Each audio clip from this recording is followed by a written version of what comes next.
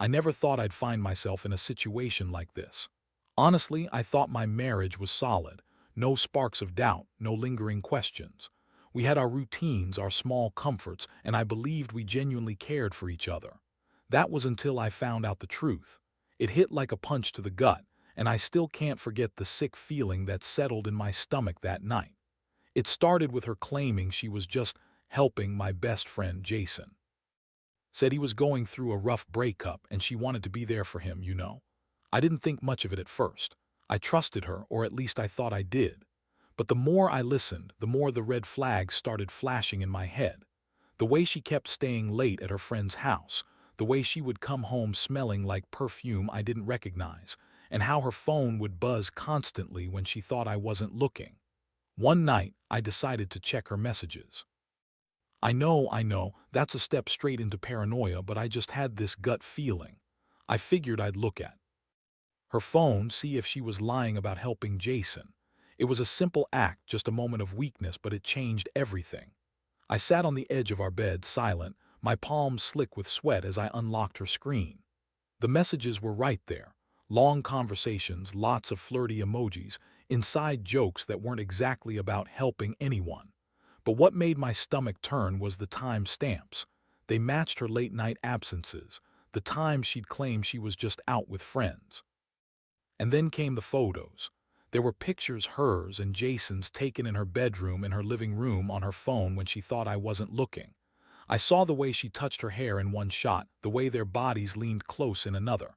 It wasn't casual. It looked intimate, secret, downright sneaky. My heart hammered in my chest and my palms went cold.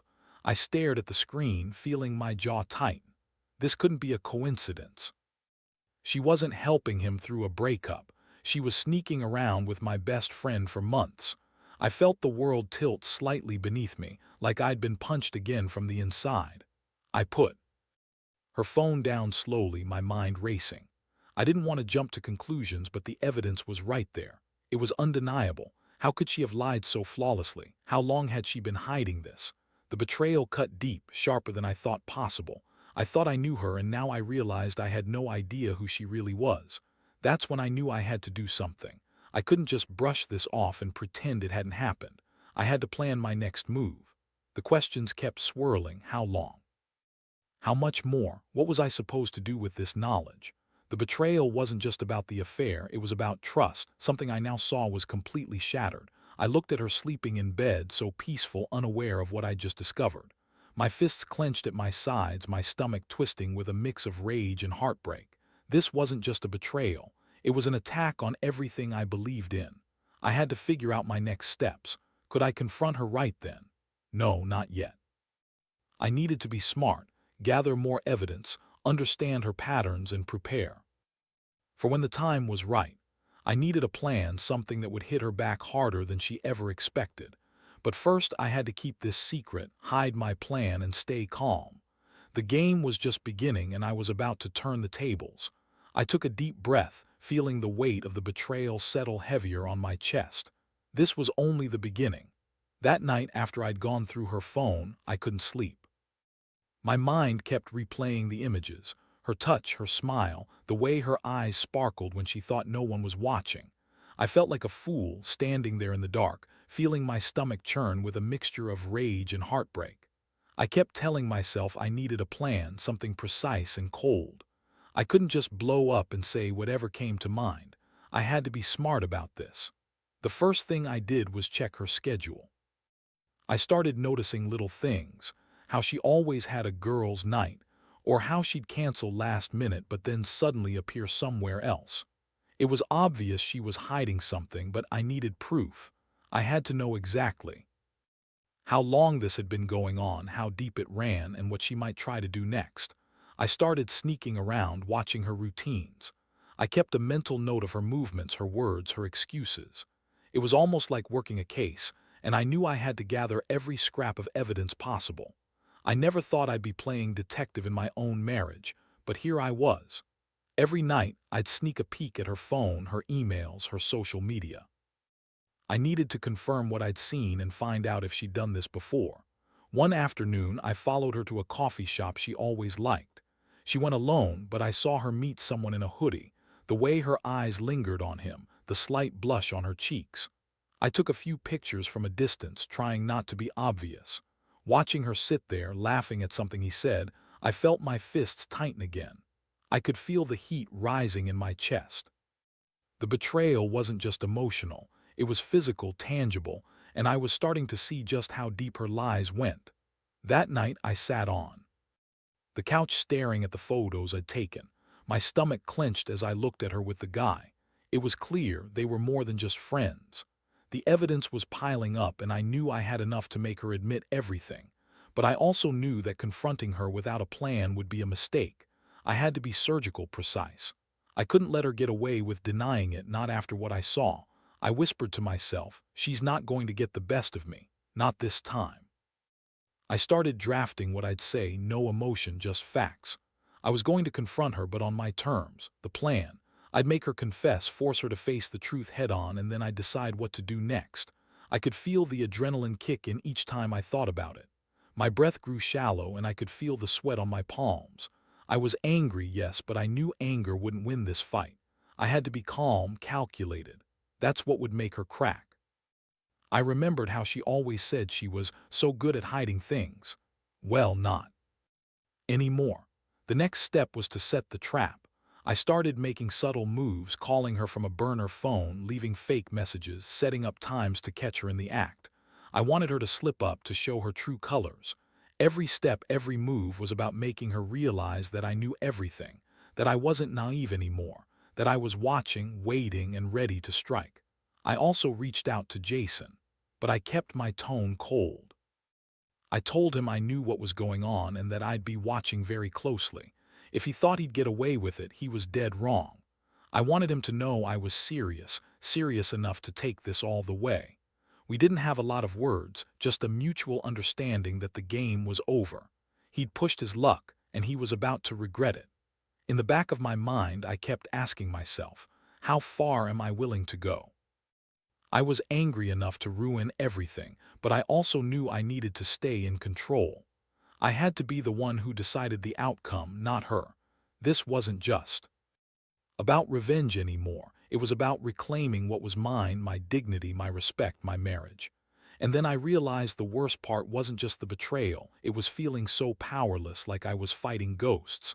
But I knew I had one advantage: evidence. Hard, undeniable proof. And I'd use it. I'd make her face what she'd done, no matter how much it hurt. She'd have to confront her actions, and I'd be ready. I was going to make her own choices painful enough to make her regret ever crossing that line. The question was, how much longer could I keep this hidden? I was already simmering with plans, and I could feel the tension building. Soon enough, I'd have to make my move. I just had to stay patient, keep my cool, and wait for the right moment. Because once I did, everything was going to change. I spent the next few days locked in my own head, trying to keep my composure but feeling like I was walking a tightrope.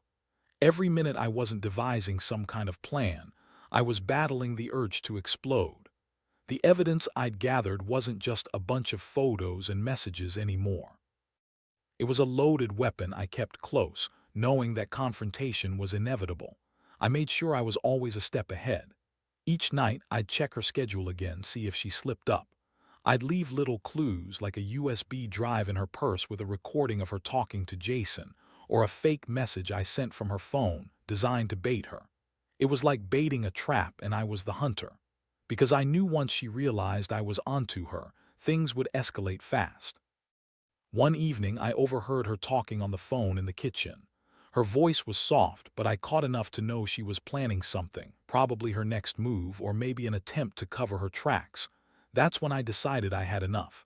I couldn't keep pretending to be patient. I needed to confront her, but I had to do it when she was least expecting. I prepared myself for the confrontation. I laid out everything I knew: photos, messages, recordings. I even got some friends I trusted to help me record her reactions, just in case she tried to deny everything. When the moment came, I'd have her cornered and there would be no escape. The night I chose was quiet. No late meetings, no excuses, just her sitting on the couch scrolling through her phone. I sat across from her, feeling my heart pound like a drum. The room was thick with tension. So I started, voice steady but cold. "I've seen everything. The messages, the photos, the late nights. I know you've been sneaking around with Jason for months." Her eyes widened slightly and she tried to speak, but I cut her off. "Don't bother lying. I have enough proof to bury you." Her face paled and she looked away. "It's not what you think," she whispered, voice trembling. "We were just what, helping him through his breakup." "Don't insult my intelligence," I snapped. "You've been lying to my face this whole time. How long has this been going on?" She hesitated, then looked back, tears in her eyes. "It's been a mistake.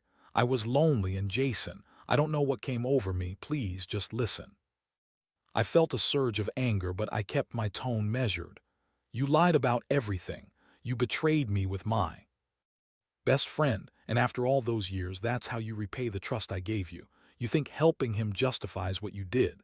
She broke down then, sobbing. "I never meant to hurt you. I was stupid. I swear I'll stop. Just don't ruin everything." That's when I knew it was time to reveal my plan. I pulled out the USB drive and played the recordings I had made. Her eyes widened, her face twisting in shock and guilt. For a moment I saw the woman I thought I knew, shattered and exposed. "You think stopping now will fix this?" I asked, voice cold. "You've crossed a line and I'm not sure I can come back from it, so here's what's going to happen. You're leaving tonight, and I want you to give me back the keys to the house and your phone. We're going to sort this out properly." She looked at me, trembling, defeated. "Please don't do this. I'm sorry. I'll leave. I'll go anywhere you want. Just don't take everything away from me." I felt nothing but a deep, simmering rage. But I kept my voice calm. "Sorry doesn't cut it anymore. You lost that privilege. Pack your things. You're out of here tonight." Her face crumpled as she nodded silently. I could feel her regret, but I didn't care. I knew this was only the beginning, yet I also knew I'd finally taken control of the situation. I'd confronted her with the truth. Now I was about to show her that trust, once broken, is impossible to mend so easily. As she gathered her belongings, I felt a strange mix of relief and emptiness.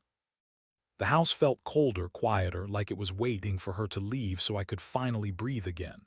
I had no illusions about what was next, but I knew one thing: I wouldn't be the fool anymore.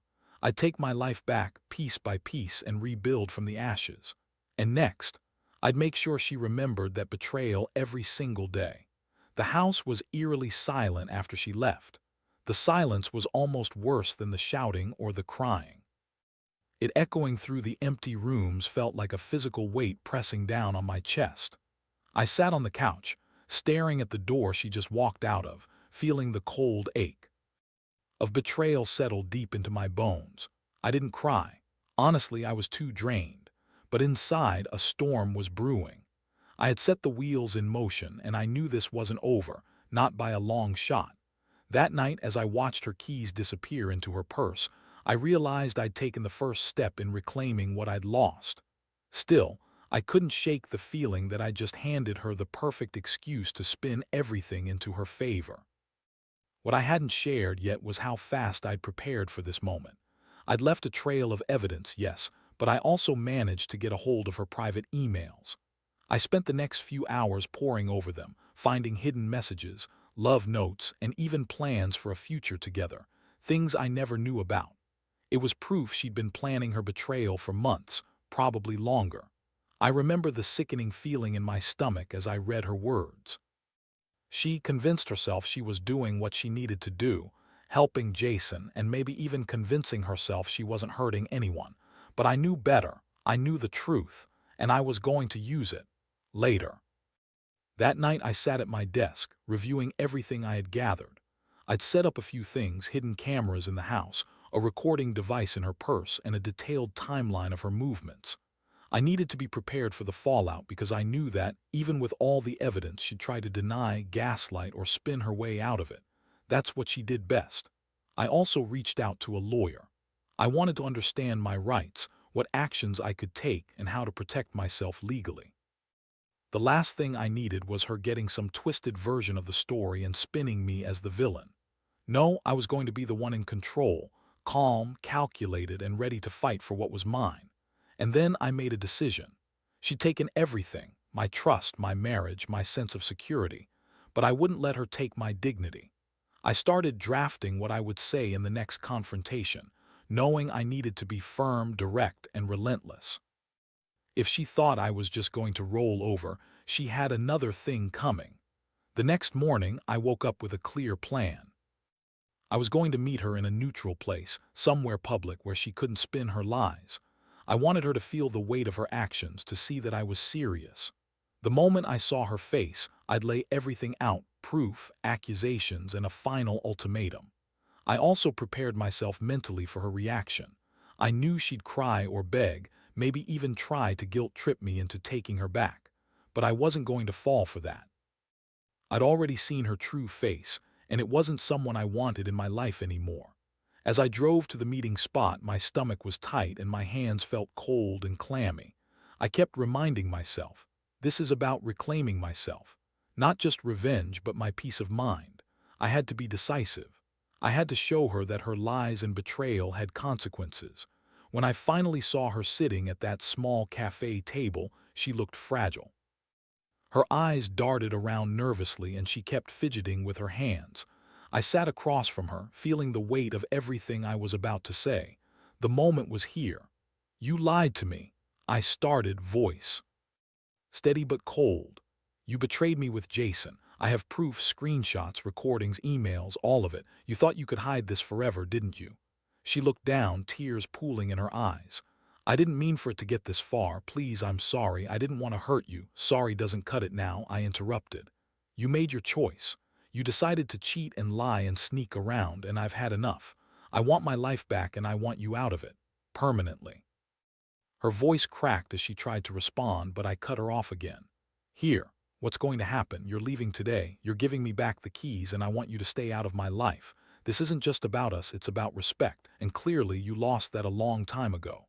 She looked at me, eyes red, trembling. "Please don't do this. I'll do anything." "No," I said firmly. "You made your bed, now lie in it." I slid the evidence across the table. "This is your last chance to be honest. If I find out you're lying, I'll take legal action. And I swear I'm done playing games." She nodded silently, tears streaming down her face. I stood up, feeling like a weight had lifted but also realizing the road ahead wouldn't be easy. I handed her the keys and she took them with trembling hands, knowing she had lost everything. I watched her walk away, feeling the cold wind on my face. For the first time in months, I felt like I was in control again. But I also knew the aftermath would come: questions, pain, decisions. Still, I'd done what I needed to do. And from now on, I was going to rebuild my life, one step at a time. The lesson: trust is fragile and betrayal cuts deep. But sometimes the only way to heal is to face the truth head-on, no matter how painful it is. The days that followed felt like walking through a fog. I kept busy, but the weight of everything hadn't fully left me. I'd handed her the keys, watched her walk away, and in that moment, I felt a strange mix of relief and emptiness. It was like ripping off a bandage, ripping hurt, but necessary. Still, the silence after she left was deafening, and I couldn't help but replay every detail in my mind. I knew I had to do more than just cut ties.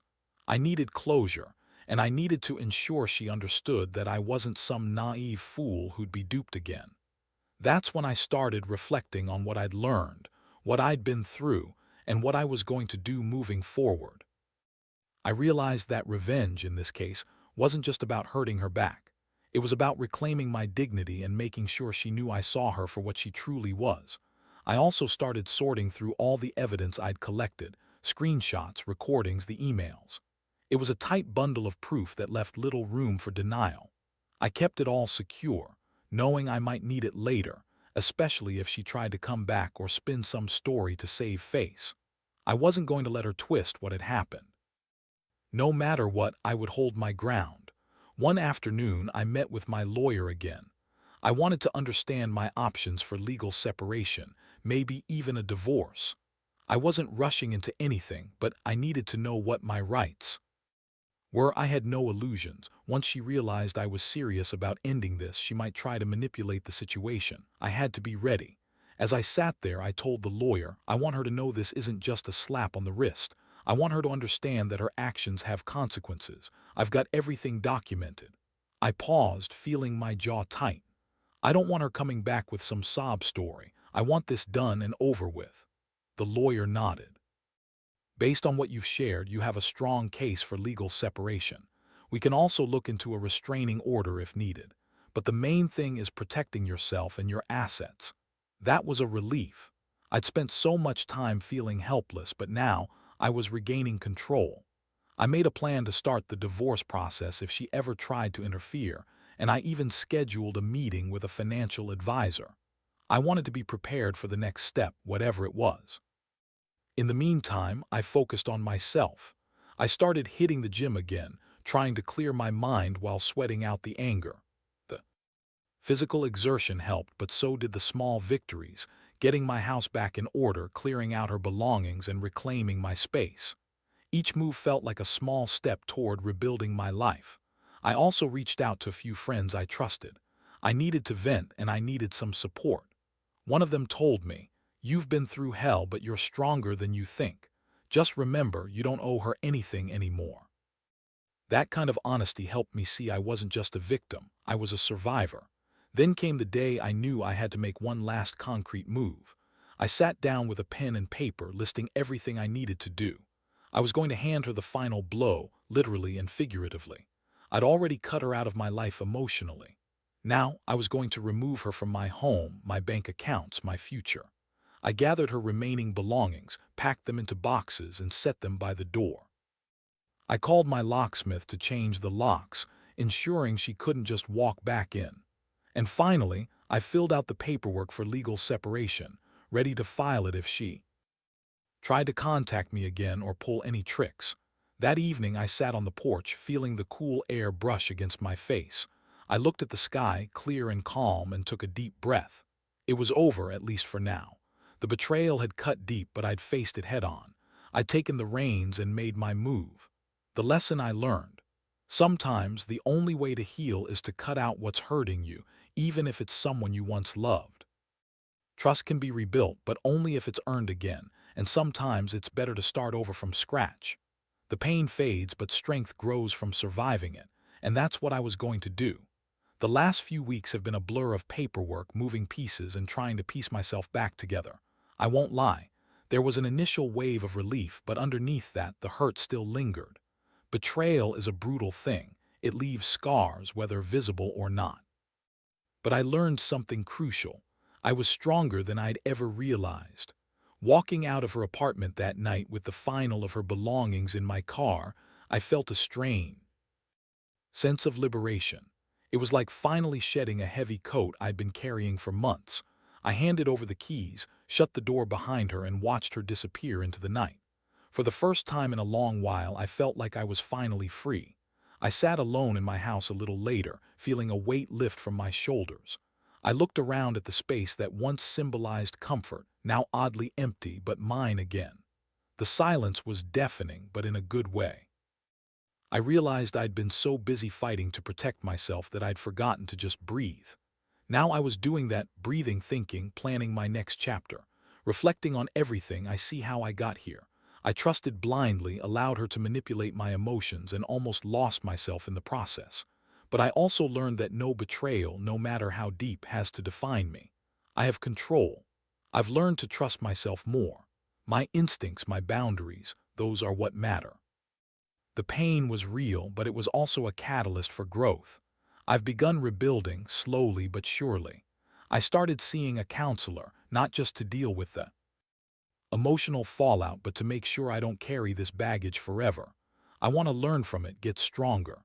I've cut out the toxic parts of my life, and I've surrounded myself with people who genuinely care. I've realized that healing is a process, not a destination. And here's the most important lesson I want to share. Revenge might have felt necessary, but ultimately, the real power came from taking control of myself and my future. I didn't need to destroy her. I just had to remove her from my life so I could focus on rebuilding what truly matters: my peace of mind, my happiness, my integrity. So to anyone out there dealing with betrayal, I'd say this: yes, it hurts, and yes, it's unfair. But the moment you take back your power, however that looks for you, you start to heal. You realize that the betrayal was never about your worth, but about their inability to respect it. And that's their loss, not yours. I handed over the final paperwork, divorce papers, a clean break, knowing I'd never look back. The house is quiet now, but it's mine again. I locked the door with a sense of finality, the keys heavy in my hand, but my heart lighter than it's been in months. Life goes on. Trust will come again, but only when I'm ready and only with people who truly deserve it. I've learned to listen to my gut, to value myself enough not to accept anything less than respect. And in the end, that's what matters most, self-respect. I don't pretend this is easy. It's been brutal and there will be days of doubt. But I know I survived and I know I will continue to do so. Because sometimes, the best revenge is simply living your life better without the ones who tried to destroy it. And that's exactly what I intend to do.